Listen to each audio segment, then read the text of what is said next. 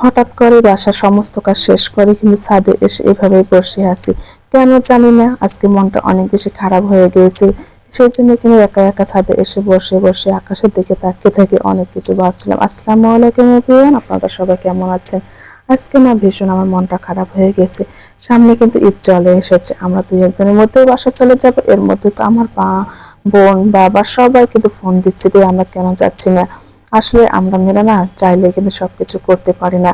যেহেতু হাজবেন্ড চাকরি করে, তার তো একটা ছুটিরও ব্যাপার আছে, আর চাইলেও কিন্তু আমি ওকে ছেড়ে যেতে পারবো। ও কিন্তু আমাকে বলেছে তুমি যাও মুরসানকে নিয়ে, আমি একদিন বা দুই দিন পরে ছুটি দিলে চলে যাব। আমার না যেতে একেবারে ইচ্ছে করছে না, ভাবছি আমি যাব, ও একা একা থাকবে। রমজান মাস যেহেতু খাওয়া দাওয়ার একটা কিন্তু ব্যাপার আছে, এই জিনিসটা ভেবে না আমার যেতে একেবারে ইচ্ছে করছে না।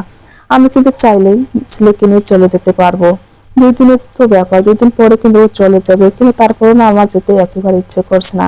ওই যে ওর খাওয়া দাওয়ার একটু প্রবলেম, আমরা মেয়েরা কত কিছু ভাবি, সবার জন্য চিন্তা করে, কিন্তু দিন শেষে আমাদের জন্য কি কেউ চিন্তা করে? অবশ্যই করে। আমার মনে হয় পৃথিবীর সমস্ত কিছু, সমস্ত লোকজন পর হয়ে গেলে স্বামী যদি মনের মতো হয়, তাহলে একটা মেয়ের জীবনে আর কিছু লাগে না।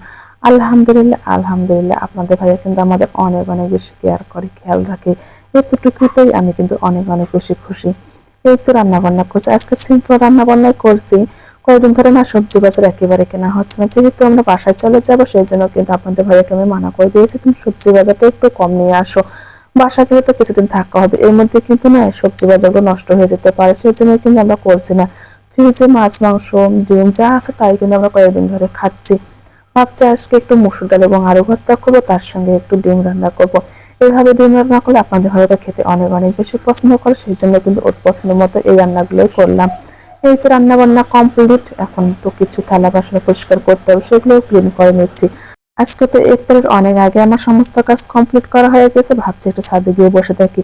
ছাদে গিয়ে বসে থাকলে না ঠান্ডা ঠান্ডা আবহাওয়ার মধ্যে অনেক অনেক বেশি ভালো লাগে। আর যখন একটু মন খারাপ হয় তখনই কিন্তু একটু আকাশের দিকে তাকিয়ে তাকিয়ে থাকবেন, দেখবেন অটোমেটিক মন ভালো হয়ে গেছে। জানি না মনটা 2 দিন থেকে কিন্তু অনেক অনেক বেশি খারাপ হয়ে গেছে কেন। বাসার কথা না অনেক বেশি মনে পড়ছে, চিন্তা হচ্ছে। পরিবার ছেড়ে আমরা মেয়েরা কত দূরে এসে থাকি, তাই না? একটা মেয়ে ছোটবেলা থেকে বাবা মা ভাই বোন সবার সঙ্গে বড় হয়, কিন্তু যখন বিয়ে হয়ে যায় তখন সে একা হয়ে যায়, অন্য একজনের হাত ধরে কিন্তু সারাটা জীবন কাটিয়ে দিতে হয়। আমাদের মেয়েদের জীবনটা না বড়ই অদ্ভুত, এত কিছুর পরও কিন্তু আমরা দিন শেষে অবহেলিত হয়ে থাকি। যাই হোক, রান্না বান্না তো কমপ্লিট করে ছাদে এসে অনেকক্ষণ থাকলাম, এরপর তো যেতে হবে। এখন যেহেতু ইফতারের সময় হয়ে গেছে, গিয়ে কিন্তু আমি ইফতারিগুলো রেডি করে নেব।